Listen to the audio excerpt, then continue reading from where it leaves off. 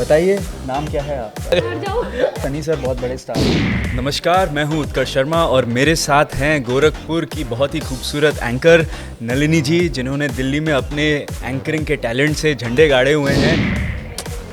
अरे बाप रे, दोनों हाथ लगाने पड़ेंगे क्या मुझे?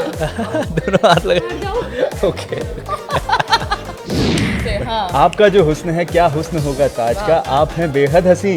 बताइए नाम क्या है आपका? वाह वाह, मेरा नाम होगा नलिनी। नाना सर के साथ काम करने का मेरा बहुत बड़ा सौभाग्य था इस फिल्म में। मुझे अंदाज़ा था सनी सर बहुत बड़े स्टार हैं। अमीषा जी तो नहीं थी उस टाइम। लड़कियों में इंटरेस्ट तो है ना आपको? अरे बिल्कुल। अरे यार, ये है, ये बिल्कुल है। तो आप कह रहे थे आप रोमांटिक सीन करेंगे दीपिका पादुकोण के साथ? हाँ, चाहे एक तरफा हो।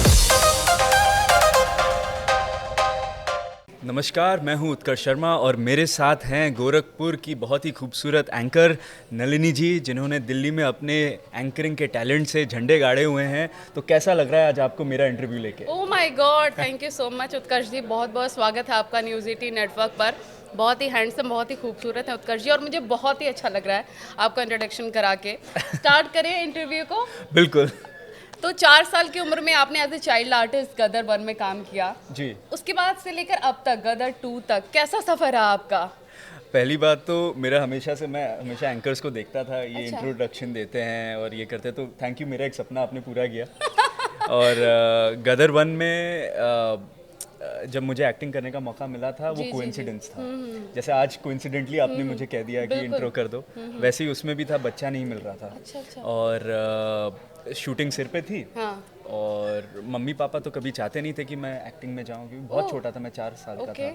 और उससे पहले आपने कभी एक्टिंग नहीं की? नहीं, क्या या सीरियल या मूवी? कुछ नहीं, नथिंग। और ऐसा था कि बच्चा मिल ही नहीं रहा, 6-7 महीने की छुट्टी चाहिए और कोई पेरेंट राज़ी नहीं, इतनी कौन बच्चे को स्कूल से निकाल के, वो फॉर्मेटिव ईयर्स होते हैं एकदम। तो फिर हमारे एक ईपी थे, उन्होंने सजेस्ट किया कि भाई आपका बच्चा जो है वो उसी एज का है, आपको स्टंट भी करवाने पिक्चर में, आप अपने हिसाब से करवा लोगे स्टंट, क्योंकि और कोई पेरेंट चलते हुए ट्रेन पे बच्चे को दौड़ाने नहीं देगा, रिक्शे से कूदने नहीं देगा। उस टाइम कोई आप एक VFX बच्चे थे जिसके साथ रिस्क लिए जा सकते, क्योंकि मैं डायरेक्टर का ही बेटा था। अच्छा। और तो पापा ने बड़ा रिस्क लिया और मुझे लिया फिल्म में।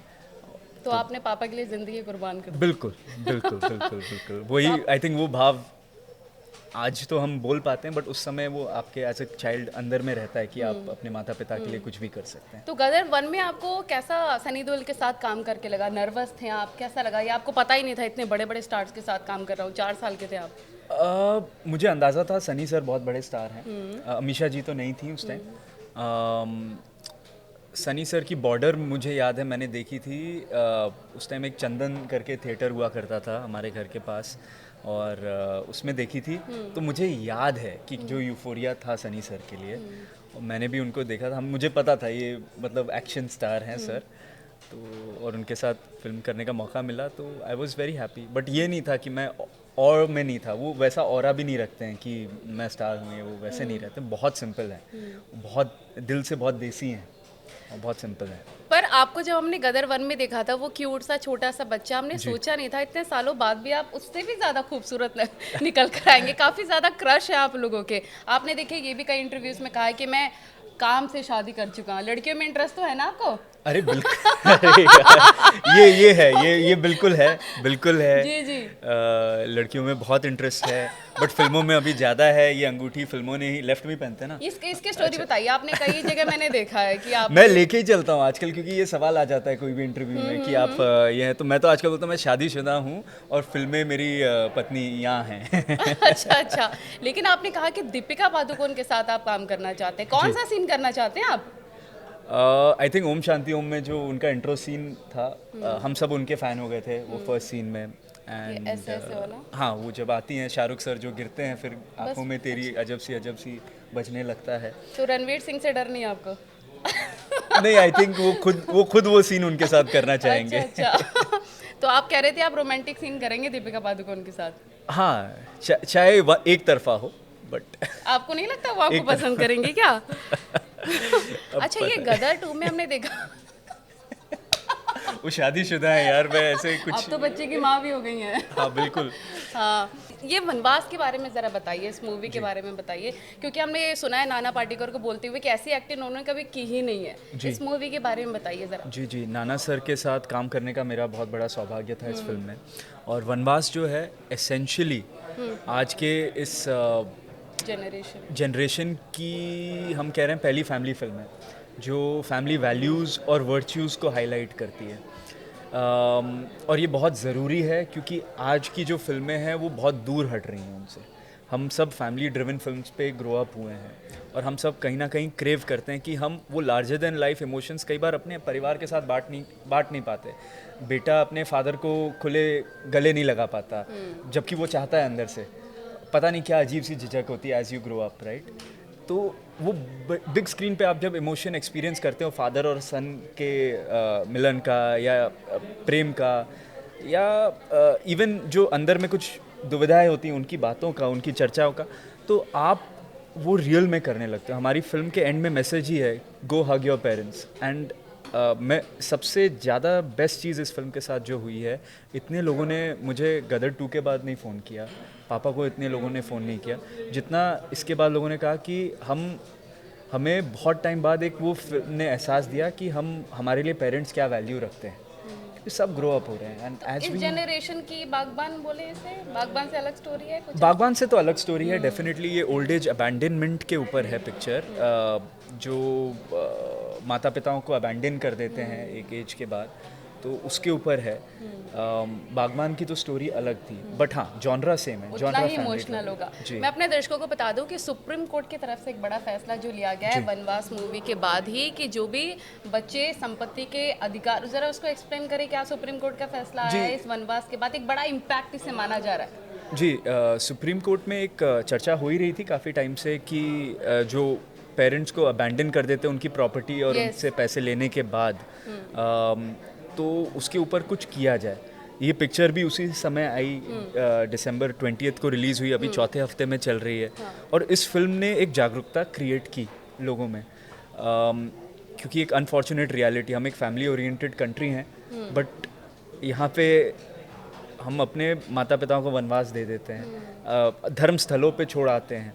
तो ये फिल्म ने भी वो जागरूकता को पुश किया और एससी का, सुप्रीम कोर्ट का वर्डिक्ट आया कि अब जो भी ऐसा करेगा, माता पिता के साथ जो छल करेगा उनकी प्रॉपर्टी और पैसे लेने के बाद, तो माता पिता को हक होगा वो to reclaim that back. So it is a very, अगर तुम हमारी सेवा नहीं कर रहे तो प्रॉपर्टी के भी हकदार नहीं। बिल्कुल बिल्कुल। And I am very happy with the verdict because it preserves our family values of our country. अच्छा, नाना पाटेकर के साथ काम किया आपने, सनी देओल के साथ काम किया, दोनों के साथ ज़्यादा नर्वस किसके साथ रहे? दोनों ही काफ़ी कमाल के एक्टर्स हैं, काफ़ी सीनियर एक्टर हैं, और दोनों से क्या क्या सीखने को मिला? नाना सर और सनी सर के साथ एक कॉमन चीज़ मैंने सीखी, पहले तो ये बताता हूँ आपको। नाना सर, सनी सर ने मुझे गदर 2 के सेट पे कहा कि ये एक क्रिकेट मैच की तरह हम दोनों बैटिंग पार्टनरशिप कर रहे हैं, तुम्हें 4 मारना है, मुझे भी 4 मारना है, मैं भी 6 मारूंगा, मैं भी 6 मारूंगा। तो सनी सर ने मुझे ये कॉन्फिडेंस दिया कि एज एन इक्वल वो मुझे ट्रीट करेंगे। नाना सर ने भी वही बात बोली। ग्रेट एक्टर्स सेम बातें बोलते हैं। नाना सर ने बोला कि भाई पूरी टीम को सेंचुरी मारनी है, सबको। हाँ, और उनका वो एक मेथड है कि चाहे अगर कोई ऐसी क्राउड में खड़ा भी है तो वो उसको जाके भी ठीक करेंगे कि भाई तुझे ये करना है, क्योंकि आप कई बार क्राउड में भी कोई कुछ अजीब अटपटा कर रहा होता है, आप डिस्ट्रैक्ट हो जाते हैं फिल्म से। तो he is very much a perfectionist and he believes that everybody has to perform, only then the scene, तभी पिक्चर अच्छी आएगी। तो उत्कर्ष जी, हमने देखा गदर 1, गदर 2 में भी आपने धमाकेदार एक्टिंग करी। कुछ डायलॉग्स आपको याद हो या फिर कुछ डायलॉग आप बोलना चाहें मुझे as a heroine? Okay, as the heroine. Okay. कि आपका जो हुस्न है क्या हुस्न होगा ताज का, आपका जो हुस्न है क्या हुस्न होगा ताज का, आपका जो हुस्न है उसी में हुस्न में ही अटक गया ना।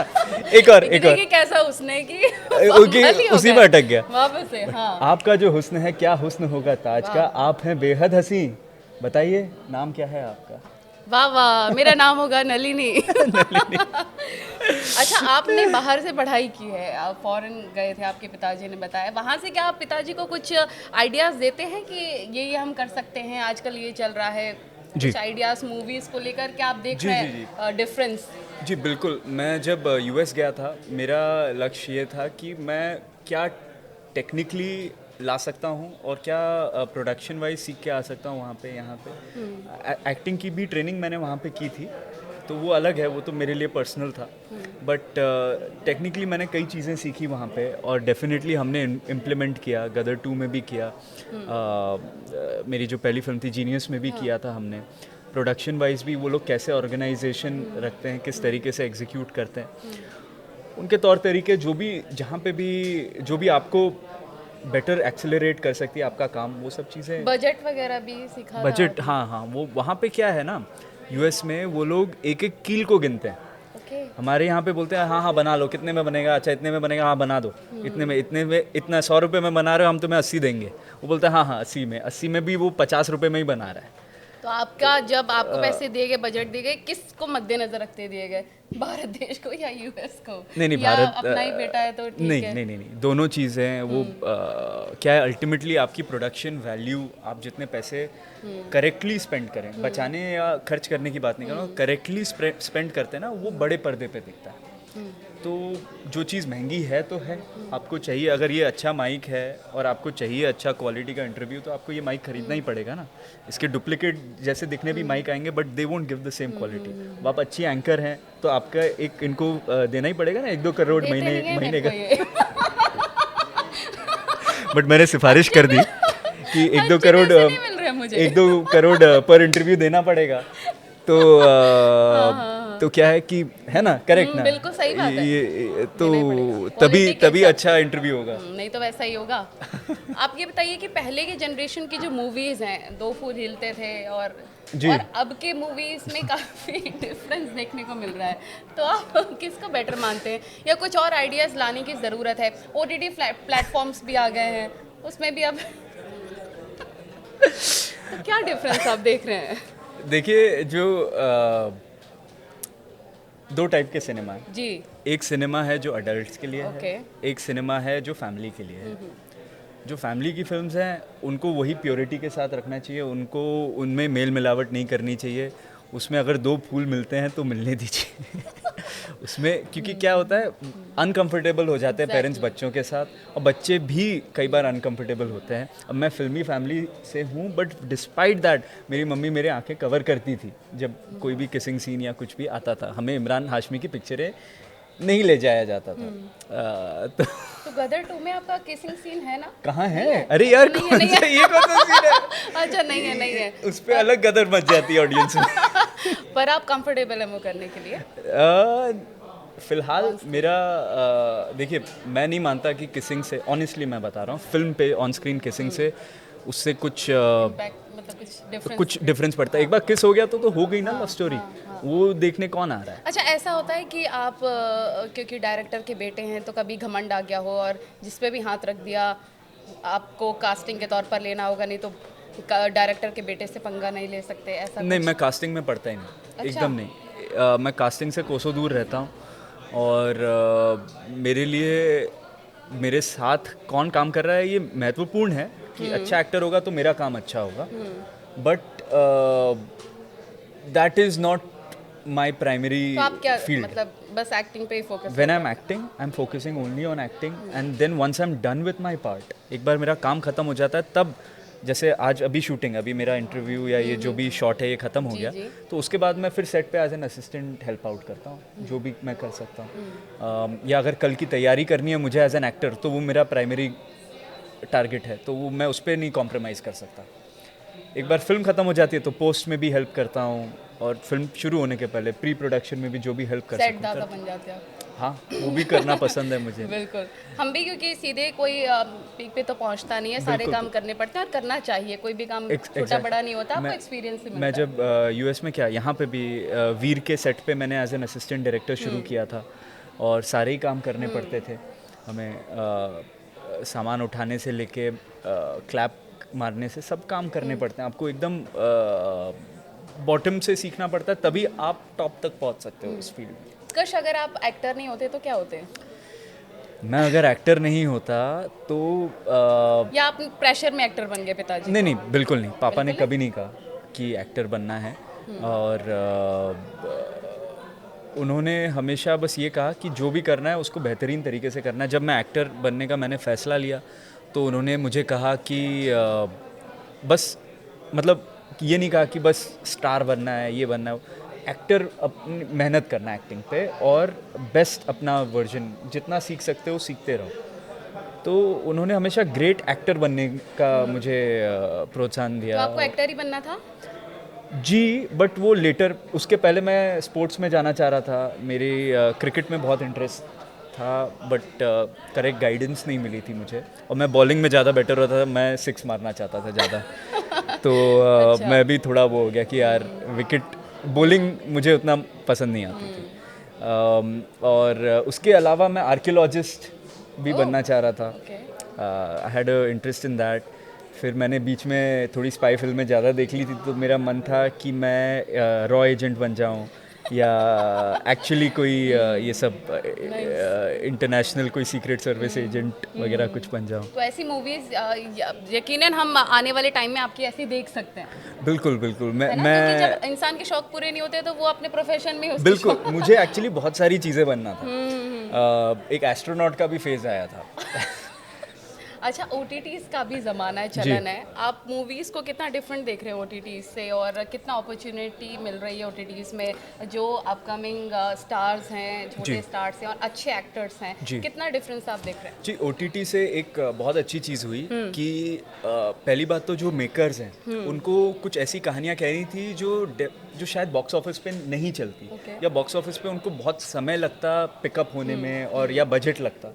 OTT ने क्या किया आपको कि आपको वो दे दिया, एक व्यूइंग प्लेटफॉर्म दे दिया, और आपको एक्टर्स पे भी ज़्यादा खर्च करने की जरूरत, न्यू एक्टर्स भी आप ले सकते हैं, अच्छे टैलेंट को आप दे सकते हैं, जो अच्छे टैलेंट को शायद फिल्मों में छोटे रोल मिलते हैं। एक फॉर एग्जांपल पंकज त्रिपाठी जी हैं, जिन्होंने बहुत छोटे छोटे रोल से शुरुआत की। नवाजुद्दीन सिद्दीकी सर हैं, छोटे छोटे रोलों से शुरुआत की। नाना पाटेकर जी, नाना सर तो खैर स्टार थे ना, 90s में बहुत बड़े स्टार थे, तो उनको OTT की ज़रूरत नहीं हुई। He is a big star in himself. But जैसे ये हैं पंकज त्रिपाठी जी, नवाज सर, उनको जो सेक्रेड गेम्स मिला, मिर्ज़ापुर मिला, वो वैसा मिलना शायद फिल्म्स में डिफ़िकल्ट होता। अब वो करने के बाद ये पंकज जी को ओ माय गॉड 2 और भी उन्होंने कई सोलो फिल्म्स की हैं, तो वो टैलेंट दिखाने का आपको प्लेटफॉर्म चाहिए, and it has given avenue to many people, but it is different from films.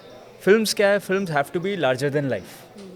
और फिल्म में आप आते हो एक कम्युनिटी के साथ व्यूइंग करने। घर पे आप कैसे भी पॉज भी कर रहे हो, खाना भी खा रहे हो, फ़ोन पे भी बात करो, आप उधर 2 घंटा पे करके आप आए हो कि मैं 2-3 घंटा इसमें इस दुनिया में खोना चाहता हूँ और कुछ लेके आना चाहता हूँ, या तो एंटरटेनमेंट, या तो इमोशन, या तो कोई वैल्यू, सोशल वैल्यू।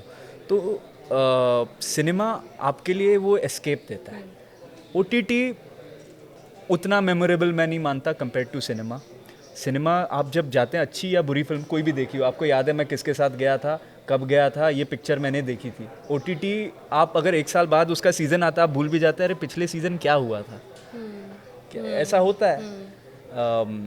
तो आने वाले टाइम में आपको हम कभी किसी वेब सीरीज में देख सकते हैं OTT पर, वेब सीरीज करते हुए एक एक्शन कुछ अच्छा इंटरेस्टिंग आएगा, करेक्ट मतलब स्टोरी होगी तो ज़रूर कर सकते हैं इसमें कोई, क्योंकि एज एन एक्टर हमें भी बहुत मज़ा आता है कि एक रोल को हम थोड़ा एक्सपेरिमेंट करने में, वो एवेन्यू एक्सपेरिमेंट के लिए सही है फॉर एन एक्टर।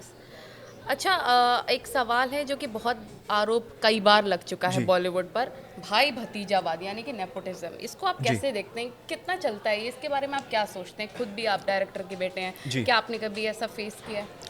जी, मैं तो देखिए सिनेमा में आया, मैं दूसरों की बात नहीं कर सकता, मैं आया मेरा पैशन की वजह से, क्योंकि अपने टैलेंट की वजह से। जी, और टैलेंट से भी ज़्यादा मैं कहूँगा पैशन, क्योंकि यहाँ पे टैलेंट से ज़्यादा पैशन सर्वाइव करता है। और पैशन वो होता है कि आप इस चीज़ के बिना सो नहीं सकते, इस चीज़ के बिना आपको खाना नहीं पचेगा, आप अगर ये चीज़ आपसे छीन ली जाए तो आप मतलब आपके जीने का मकसद खत्म हो जाएगा। desperate about it. या तो मेरे लिए ये है कि मुझे तो एक्टिंग करनी है, बिकॉज मुझे इसमें मेरे खुद की सेल्फ डिस्कवरी होती है, मुझे लोगों से कनेक्ट करने का जो मेरे लिए अंदर का जो अगर आर्टिस्ट है तो वो मुझे एक माध्यम मिलता है। लोग शायरी करते हैं, लोग पेंटिंग करते हैं, गाने गाते हैं, मेरे लिए है एक्टिंग। एक्टिंग से मैं खुद के ऐसे साइड डिस्कवर करता हूँ, जैसे वनवास में जो कैरेक्टर है वो मेरे से बहुत ऑपोजिट है। मैं बॉम्बे का लड़का हूँ, मैं बनारस का चोरा प्ले कर रहा हूँ, जो एकदम ऑपोजिट है, जो मतलब गालियों में बात करता है, जो मारपीट पे उतर आता है, बड़े बूढ़ों में भी कोई फ़र्क नहीं करता। तो वो वैसी पर्सनालिटी जो मेरे से एकदम अल्लड़ है और मतलब गली का कुत्ता है, वैसा टाइप का कैरेक्टर है। तो वो मैं जिस पर यही एक बहुत बड़ा चैलेंज होता है ना एक्टर के लिए कि अगर आप कुछ नया एक्सपेरिमेंट कर रहे हैं तो जस्टिफाई करो उस रोल को। हाँ, आपको क्या होता है जब आपको कोई किरदार मिलता है, आपको उसमें सबसे पहले तो खुद को ढूंढना पड़ता है कि मैं ऐसा हूँ भी या नहीं, ये तो कोई और है। एक किसी और की आत्मा में आप जा रहे हैं। तो वो एक पूरा प्रोसेस होता है, आप जैसे जैसे एक्टिंग करते रहते ये भी क्या इतना डिफिकल्ट होता है कि अगर आपको कोई एक पहचान किसी मूवी से मिल गई, अब बाकी दूसरी मूवीज़ के लिए डिफ़िकल्ट हो जाता है कि नहीं ये तो उसी टाइप का रोल पे सूट करेगा, या फिर जैसे आपकी को एक्ट्रेस थी वो क्यूट सी चुलबुली सी हैं तो बाकी मूवीज़ के लिए भी उनको ऐसे ही सोच, ये ऐसा क्या भी फेस करना पड़ता है एक्टर्स को? हाँ, बिल्कुल फेस करना पड़ता है, बिल्कुल फेस करना पड़ता है। हम खुद एज एक्टर्स भी हम कई बार कुछ एक्टर को देखते हैं, अच्छा ये रोमांटिक स्टार हैं, ये एक्शन स्टार हैं, ये थ्रिलर इनकी बड़ी अच्छी आती है, तो वो इमेज एक बन जाती है क्योंकि ऑडियंस आपको उसमें पसंद करने लगती है। मैं नहीं चाहूँगी आपका कोई अभी इमेज बने, बट आप अपने आप को कैसे देखते हैं? जी, मेरी पर्सनल इच्छा होगी कि इमेज के बिना ही रहूं और वो मिस्ट्री रहे कि कुछ भी कर सकते हैं। ये ज़्यादा बेटर है। ये ज़्यादा आपको करना कौन सा बेटर लगता है, एक्शन, थ्रिलर, रोमांस? हर चीज़ करने की एक एज होती है। अभी मतलब ये जॉनी डेप ने कहा है कि पहले 10 साल आपके करियर की इंडस्ट्री जो आपको जैसे देखती है आप वो करते हैं, फिर उसके बाद आप जब एक मुकाम पे पहुंचते तब आप वो कर सकते हैं जो आप करना चाहते हैं। तो आने वाले कुछ सालों में अपने आप को आप कहाँ देख रहे हैं? आने वाले कुछ सालों में मैं डेफिनेटली देखता हूँ कि मैं और फिल्में करूँगा और जो लोगों को जो इंडिया के इंटीरियर में पहुँचेंगी और देश को जोड़ने का काम करेंगी, हमारे कल्चरल वैल्यूज़ को अपहोल्ड करेंगी। आपका नाना पाटेकर के साथ एक पंजा लड़ाने वाला भी कोई सीन है, उसकी कहानी क्या है ज़रा बताएं? उसकी कहानी ये है कि नाना सर एक आर्मी में भी रह चुके हैं, एक तो पहली बात तो उनका एक हमेशा एक वॉकिंग का स्टाइल है, एक वे ऑफ होल्डिंग हिमसेल्फ है, और मुझे लगा सर की एज है तो मैं थोड़ा इजी जाऊंगा उन पे बट अरे यार उनके जो ग्रिप है वो जेन्युइनली वो थी। अब मैंने सर को बोला सर मैं ज़्यादा ताकत नहीं लगाऊंगा, बोले हाँ ठीक है तू लगा ना। मैं लगा रहा हूँ, हिल नहीं रहा है हाथ।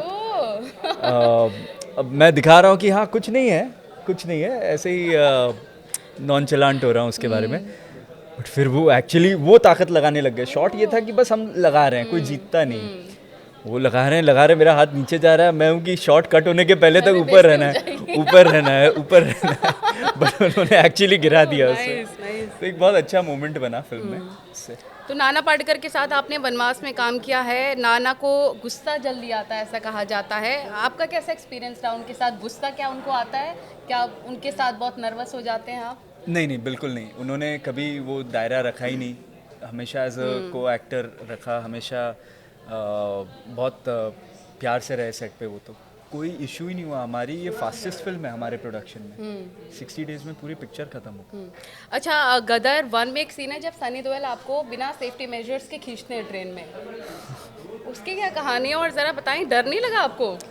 जी वो मेरे एकदम मतलब माथे में छपी हुई है, बिकॉज मैं क्या बताऊं, एज अ चाइल्ड पहले तो मैं एक्साइटेड था कि चलती हुई ट्रेन पे दौड़ने का मौका मिलेगा, बट फिर जब आप ऊपर जाते हो ट्रेन चलने लगती है तो आपको डिफ़िकल्टी महसूस होती है, और उस टाइम कोई सेफ्टी रोप वगैरह कुछ नहीं, इतना कोऑर्डिनेशन, चॉपर पे कैमरा था, हम ट्रेन पे दौड़ रहे हैं, इधर 2 कैमरे हैं और दूर दूर हैं सब, कोई कम्युनिकेशन नहीं, एक वॉकी बस पास में कोई एक असिस्टेंट होगा ट्रेन के बोगियों में, बट नो कम्युनिकेशन, हमें कब दौड़ना है वो सब हमारे ऊपर था।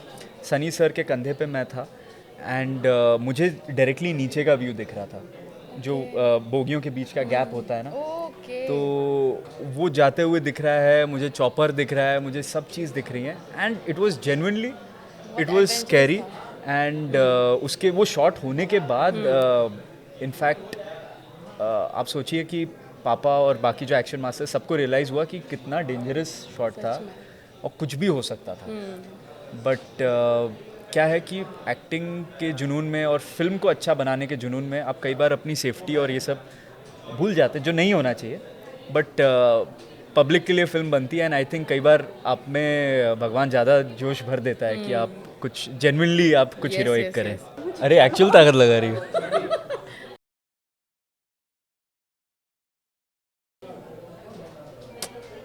अरे बाप रे, दोनों हाथ लगाने पड़ेंगे क्या मुझे? दोनों हाथ लगा। ओके। तो उत्कर्ष शर्मा जी थे हमारे साथ, बहुत ही जी। सुपर एक्टर हैं आप। Thank you so बहुत ही much. शुक्रिया आपका आने के लिए, नलिनी जी, बातचीत करने it के was a लिए। pleasure.